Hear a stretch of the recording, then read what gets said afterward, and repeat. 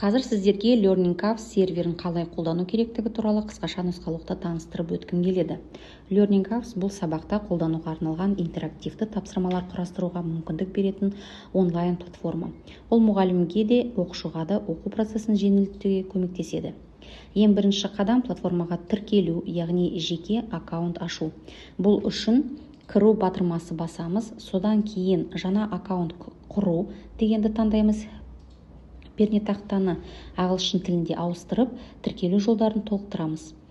Қауіпсіздік кодын енгізгеннен кейін аккаунт құру батырмасын басамыз.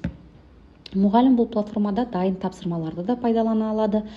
Ол үшін барлық жаттығулар бөліміне кіріп, пәнді, сыныпты және тақырыпты таңдаймыз, немесе іздеу жолағына қажетті тақырыпты жазып табуға болады. Ұнаған тапсырманы сақтап қоюға мүмкіндік бар. Сонымен қатар мұғалім өз тапсырмасын өзі де құрастыра алады.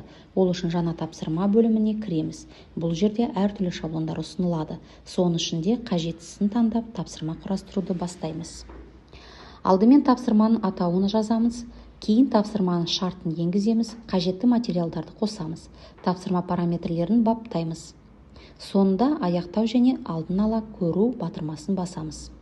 Егер тапсырманы қайта өңдеу керек болса, қайта баптау батырмасын басамыз, ал бәрі дұрыс болса, сақтау батырмасын таңдаймыз.